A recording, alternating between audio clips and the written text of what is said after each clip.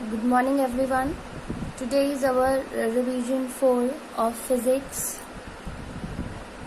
Last class में हम लोगों ने डिस्कस करे थे बहुत सारे टॉपिक और मेरे पास कुछ क्वेश्चन आए थे कि डिस्प्लेसमेंट प्रैक्टिकली किसी न्यूमेरिकल में हम कैसे कैलकुलेट करेंगे। जैसे मैंने आपको डिस्प्लेसमेंट बताते हुए एग्जांपल दिया था। मैंने एग्जांपल दिया था कि कोई ऑब्जेक्ट पॉइंट ए से पॉइंट बी पर जा रहा है, ओके। और मान लीजिए आप ए से बी के बीच की डिस्टेंस है 3 किलोमीटर, ठीक है। फिर ये ऑब्जेक्ट पॉइंट बी से पॉइंट सी पर जा रहा है, ऐसे स्ट्रेट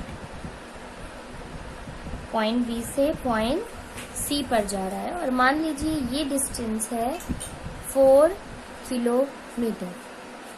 फिर मैंने आप लोगों को बताया था कि अगर ये डिस्टेंस इतनी हो या समथिंग लाइक दैट, तो कुछ क्वेश्चंस आए थे कि मैम क्या ये डिस्टेंस हमेशा दी हुई होती है या हमें कैलकुलेट करनी पड़ती है।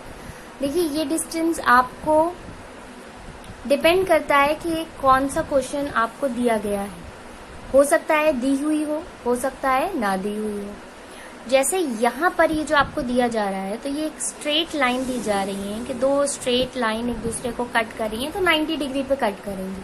तो यहाँ पर आपको ये वाली डिस्टेंस कभी नहीं देंगे, आपको पाइथागोरस थ्योरम से कैलकुलेट करनी पड़ेगी ये वाली डिस्टेंस, ठीक है।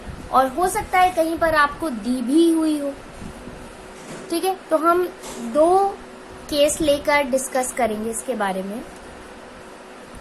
सबसे पहला, मान लीजिए डिस्टेंस आपको नहीं दी है, आपको सिर्फ इतना बताया है a body moves from point A to B, A B is 3 kilometre and from B it is moving at point C and B C is 4 kilometre. Find the distance and displacement taken by the body in this condition. तो ये आपको इतनी बस बात पता है। अब आपको अगर डिस्टेंस निकालनी है तो आप क्या कहेंगे, डिस्टेंस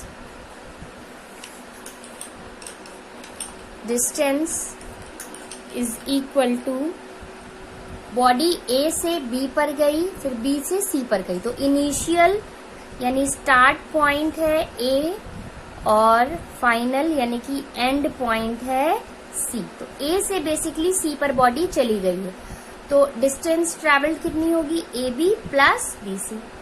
पहले A B plus B C, तो ए बी कितना है 3 और बी सी कितना है 4, तो डिस्टेंस कितनी आ जाएगी 7 किलोमीटर। अब अगर आपसे पूछा जाए displacement for the same question, तो डिस्प्लेसमेंट कितना हो जाएगा, स्टार्टिंग और एंड पॉइंट के बीच की शॉर्टेस्ट डिस्टेंस, और शॉर्टेस्ट डिस्टेंस क्या है ए सी। किसी भी दो पॉइंट के बीच की शॉर्टेस्ट डिस्टेंस होती है दोनों पॉइंट से जाती हुई एक स्ट्रेट लाइन।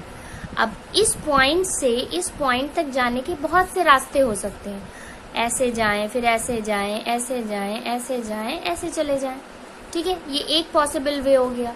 अब मान लीजिए ऐसे गए, फिर ऐसे गए, फिर ऐसे चले गए, ये दूसरा पॉसिबल वे। इसी तरीके से इस पॉइंट से इस पॉइंट तक जाने के बहुत से मेथड हो सकते हैं।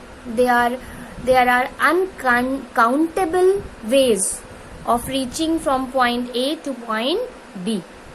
Among them, the shortest distance will be a straight line that joins point A and B. तो point A और B को जो लाइन स्ट्रेट जोड़ेगी वही होगी उसकी शॉर्टेस्ट डिस्टेंस। बाकी वो सारे अलग अलग मेथड होंगे, लेकिन वो शॉर्ट मेथड नहीं होंगे, ठीक है।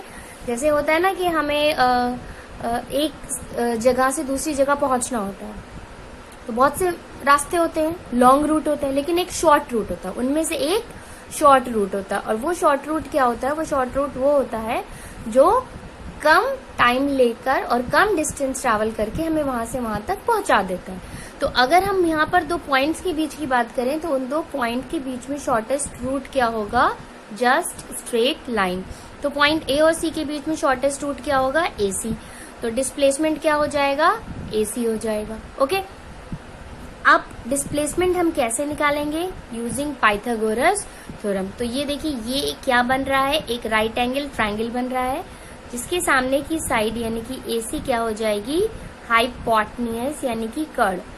तो AC square is equal to AB square plus BC square plus BC square. तो AB स्क्वायर है 3 का स्क्वायर, BC स्क्वायर है 4 का स्क्वायर, तो 9 प्लस 16 विल बी 25 जो कि होता है 5 का स्क्वायर। ये दोनों स्क्वायर सेम है तो उनके बेस सेम होंगे, यानी AC इज इक्वल टू 5। तो डिस्प्लेसमेंट कितना आ जाएगा, 5 किलोमीटर। तो इस क्वेश्चन में हमने देखा कि हमें डिस्प्लेसमेंट दिया हुआ नहीं था, ये डिस्टेंस हमें दी हुई नहीं थी, हमने पाइथागोरस थ्योरम लगा के ये डिस्टेंस कैलकुलेट की है। ठीक है, अब इसी तरीके से एक और आप एग्जाम्पल लीजिए। मान लीजिए कोई एक बॉडी, आपको ये न्यूमेरिकल है, मान लीजिए एक बॉडी पॉइंट O से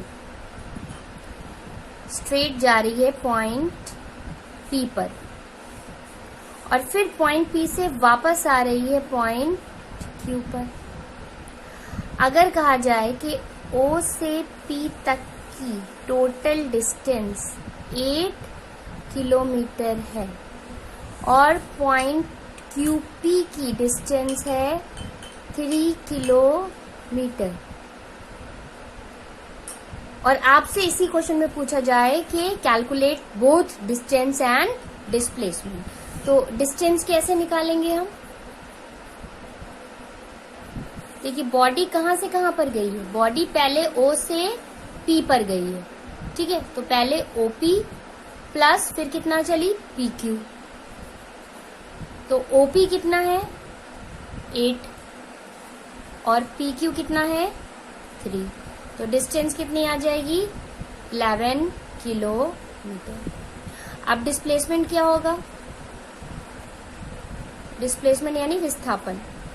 डिस्प्लेसमेंट क्या होगा, ये तो सब स्ट्रेट ही लाइन है, तो बॉडी ने स्टार्ट कहां से किया O से, और एंड करके P पर जाके वापस Q पे आई, तो एंड कहां पे किया Q पे, तो स्टार्टिंग पॉइंट O हो गया, एंड पॉइंट Q हो गया, तो इन दोनों के बीच की स्ट्रेट लाइन है OQ, तो displacement will be OQ। Body कहाँ से चलना स्टार्ट करी थी और कहाँ पहुंची, डिस्प्लेसमेंट में हम बस यही देखते हैं, कहाँ से घूम फिर के आई इससे कोई मतलब नहीं है, ठीक है। जैसे आप अपने घर से निकली, आप 2-3 फ्रेंड्स निकले कि चलो भाई हम लोग आज सारे फ्रेंड्स से मिलकर आते हैं, ठीक है। तो आप लोग गए किसी एक रास्ते पे, वहां पर जितनी भी आपकी फ्रेंड्स थी 1, 2, 3, 4, आप सबसे मिलकर लास्ट में जिसके घर पहुंचे, ठीक है। तो आपने स्टार्ट कहाँ से किया था, किसी एक के घर से, और एंड में आप कहाँ पहुंचे, बस वही आपका डिस्प्लेसमेंट होगा। बीच में आप किधर गए किधर गए किधर गए उससे कोई मतलब नहीं है, स्टार्ट कहाँ से किया और एंड कहाँ से किया, तो डिस्प्लेसमेंट हम सिर्फ OQ लिखेंगे। अब OQ यहाँ पर क्या है, ये पूरी डिस्टेंस 8 है और इतनी 3 है, तो इतनी कितनी हो जाएगी, OQ will be OP minus QP, ठीक है, यानी कि 8 माइनस 3 मीन्स 5 किलोमीटर। तो इस पर्टिकुलर क्वेश्चन में आपकी डिस्प्लेसमेंट क्या हो गई, 5 किलोमीटर। इसी तरीके के आपके क्वेश्चंस आएंगे डिस्टेंस और डिस्प्लेसमेंट के, ओके। तो वो डिपेंड करेगा कि क्या पर्टिकुलर क्वेश्चन है, क्या पूछा है, क्या दिया है। तो चैप्टर 1 के न्यूमेरिकल मैंने आपको NCERT से कराए थे, और कल से मैं चैप्टर 1 के न्यूमेरिकल आपकी जो आपके बुक के न्यूमेरिकल हैं उससे मैं आपको कराऊंगी, और उसका PDF मैं आपको सेंड कर दूंगी, okay. So that is all for today, have a nice day everyone.